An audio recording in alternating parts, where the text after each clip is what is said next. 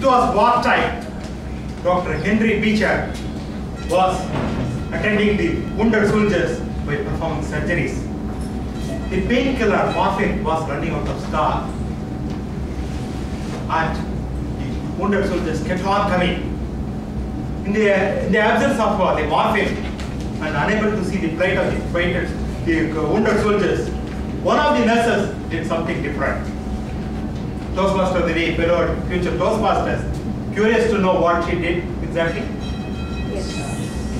This nurse, she just administered saline solution in place of morphine, but told the soldiers that they were all given very powerful, brand new and effective painkiller. To everyone's surprise, that saline solution did wonder. The soldiers got cured and their pain was relieved. Seeing this, Dr. Beecher was taken aback.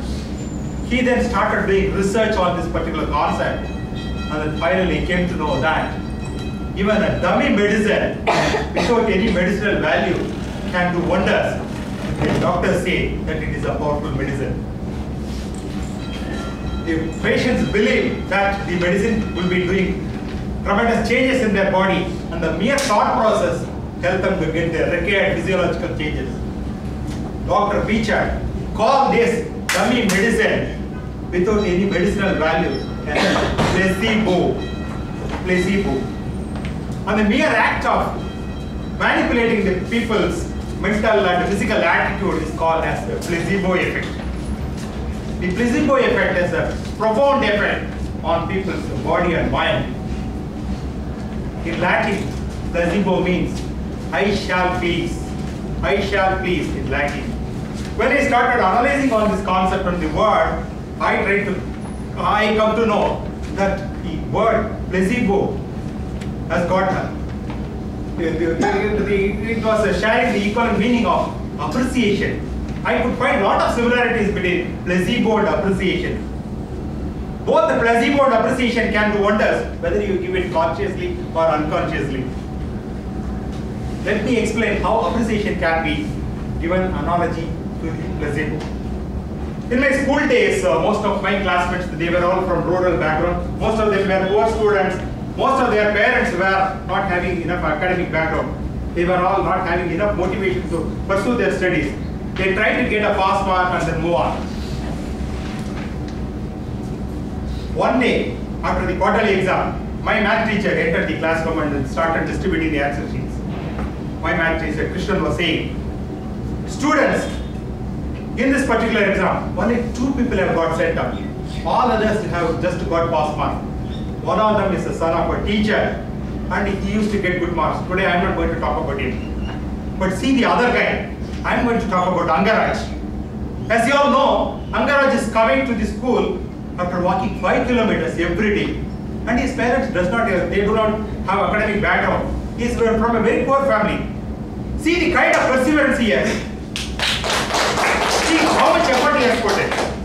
Not even 80% or 90%, 7%, 100%. I am totally amazed with this performance. I want to congratulate him. I think you all also should congratulate him. Give him a big round of applause.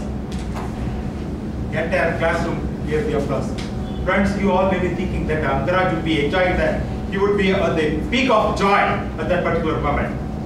But no. Angaraj was not enjoying that particular moment. He was feeling very guilty, and his conscience was talking to him. Hey Angaraj, do you deserve this prize? Yeah, you copied the entire exam during the math test. And you just got a centum because of that. Yes, I copied. Yes, I copied. That's why I am unable to enjoy this particular moment.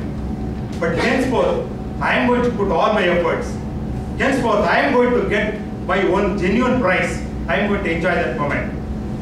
Believe me, Angaraj started focusing on his studies. Failure is only a failure when you fail to learn it. Angaraj learned that mistake, and he started focusing on his subject. Not only maths, every subject he started focusing on. And he came out with flying colors. He never looked back. Today, Angaraj is a senior manager in the rural bank. Just because of the appreciation given by the master that did all the magic. Appreciation is like a placebo. Whether you give it out in a conscious way or unconscious way, it has got a profound effect. From school days, let me move on to the corporate world. When I entered into corporate world, I was attending a training program organized by a company called the Gallup-Inc. I wanted to know more about the Gallup-Inc. Gallup-Inc is a very popular US company whose specialty is to do surveys and opinion polls. Gallup-Inc wanted to know why people are good in organizations. In order to know that, they did a mega survey. In fact, they surveyed more than 1 million people in the US.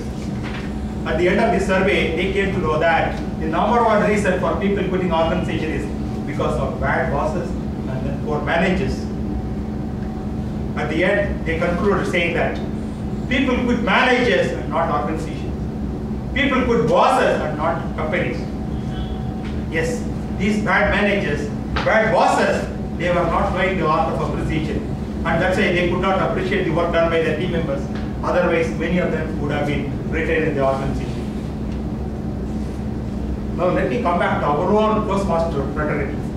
Toastmasters is a great organization, 90-year-old organization, which has taken care of all the appreciation and then evaluation into its framework. When I started my Toastmaster journey in 2008, when I gave my first icebreaker speech, my evaluator was none other than DTM Lalita Giridhar. At the end of my speech, she praised me a lot. She praised me a lot on my humorous content. She praised my delivery. I felt excited, elated, and in fact it became emotional because I gave a speech after so many years, and that is being praised by a senior Toastmaster. But later, when I started moving on in the CC journey, I realized that I was not at all meeting the objectives of my project one. I was just giving a humorous story, that's it. But my evaluator never criticized me. She only saw the positive aspect of it. If at all, if I am giving a DTM speech today, it is because of evaluators like Lalita. It is because of the placebo effect of my own evaluators in all my 40 projects. My friend, I have a suggestion. Please make a list of all the people you know and then try to identify one best aspect of them. Try to identify one good attribute of each one of them. It could be their handwriting, or it could be their good heart. It could be the creativity to design a poster, or it can be anything. Appreciations can do wonders. It is the cheapest and easiest way to motivate people. To motivate people in and around you, your own colleagues, your team members, your subordinates. Appreciation can shake fear to real. Appreciation can take a Toastmaster to a distinguished Toastmaster. Appreciation can make a Sada man. Yeah. Shaktiman.